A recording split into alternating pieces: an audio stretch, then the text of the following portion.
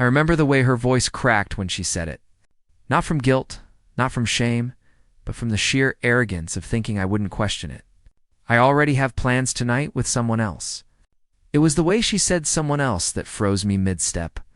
I stood in the kitchen doorway, the half-poured glass of wine trembling in my hand.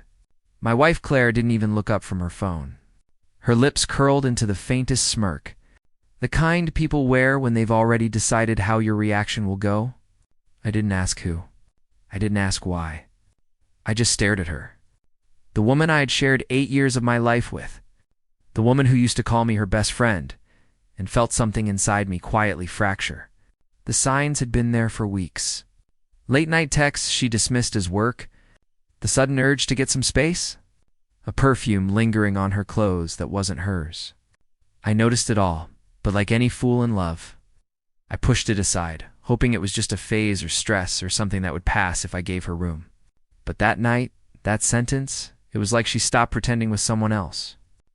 "Who is he?" I asked, my voice calm. To calm like the eerie stillness before a storm. She finally looked up, her eyes narrowing. "Don't start this again, Daniel. Just a friend. I told you I need some time to clear my head." I forced a dry laugh. "And you clear your head in a hotel now?" Her fingers froze on her phone. "You're being paranoid." Paranoid. That word. It's what people use when they're trying to make you question your own sanity, to pull the curtain back over your eyes.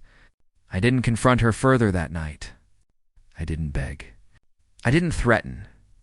I just nodded, smiled faintly, and said the 7 words that made her pause mid-step. "Have fun. Don't rush back on my account." Her brows furrowed, but she didn't ask. She grabbed her purse, her heels clicking against the wooden floor like a countdown to something I wasn't ready to admit yet. The death of our marriage. While she was gone, I sat in the living room staring at the clock. 8:13 p.m. became 9:40 p.m., then 11:05. I imagined her laughing over wine with him, the way she used to with me. I imagined her hand in his, the way she used to cling to mine on cold nights. By 1:17 a.m., I wasn't imagining anymore. I was remembering the missed anniversaries, the sudden girls' nights that never had pictures, the way she started sleeping with her phone under her pillow. The truth wasn't something I had to uncover anymore. It had been handed to me carelessly, like spare change dropped on the table. The next morning, she walked in with that same smirk, though now it was tinged with fatigue. "You're up early," she said, slipping off her coat. "I didn't sleep," I replied. She hesitated. "Daniel, we talked about this. You need to stop making everything into—" "I know." I cut her off, my tone razor thin. "You had plans with someone else?" "I heard you." Her lips parted, ready to spin another excuse. But this time, I didn't give her room. "I don't care about his name," I said. "I don't care where you went. I just want you to know something." She blinked, confused. "What that, the version of me you left sitting in this house last night?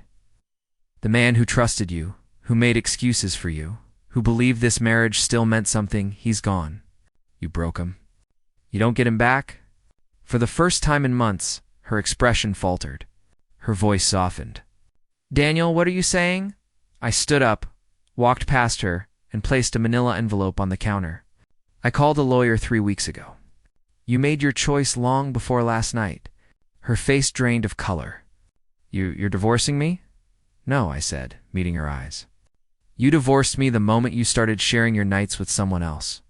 She sat down, her hands trembling slightly, and for the first time in a long time, I saw fear in her. Not the kind that comes from being yelled at. I never raised my voice, but the kind that comes from realizing the person you thought would always be there has finally stood up and walked away. "Daniel, I didn't mean for it to get this far," she whispered. I almost laughed. "You meant for it to get just far enough, right far enough to see if he was better. Far enough to see if I'd notice. Far enough to have a backup plan while keeping me on the hook." Her silence was my answer. The next few days were a blur of logistics, separating accounts, changing passwords, quietly moving my things into a friend's guest room. She texted often, sometimes angry, sometimes apologetic, sometimes begging to talk. But the thing about betrayal is that it doesn't scream when it kills you. It whispers. It slowly drains the color out of your world until one day you look at the person you loved and feel nothing but exhaustion. A week later, she showed up at my office. Her eyes were red, her hair messy. Not the polished Claire I knew. "Can we talk?" she asked.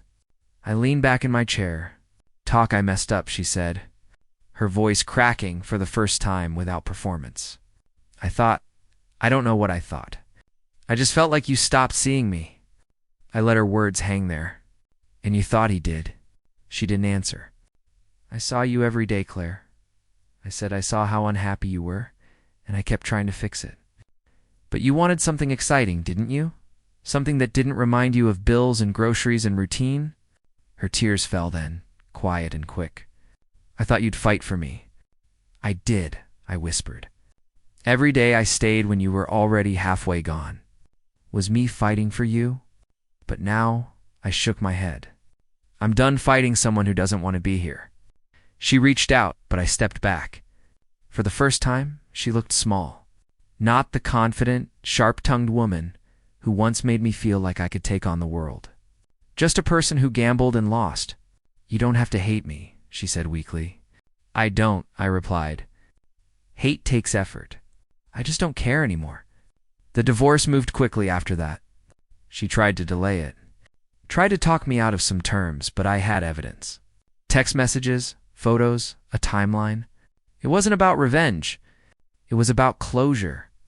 When the papers were signed, she sent me one last message. "I didn't expect you to just let go." I stared at it for a long time before replying. "You didn't let go first? You cut the rope and expected me to hang on alone." Months later, people still ask me if I take her back if she changed the truth. Not because I hate her, not because I'm bitter, but because once someone shows you what they're willing to risk for a few nights of excitement, you can never build the same kind of home with them again. Love can survive arguments, can survive distance, but it rarely survives indifference. And that's what killed us long before the affair ever started. Sometimes I replay that night in my head. Her standing in the doorway saying she had plans with someone else. If I'd begged, if I'd yelled, if I'd followed her, maybe things would have ended differently. But then I remember the way she looked at me that night. Not like a husband, not like a friend, like an inconvenience. And that's when I realized the most painful part wasn't that she betrayed me. It's that she expected me to stay anyway.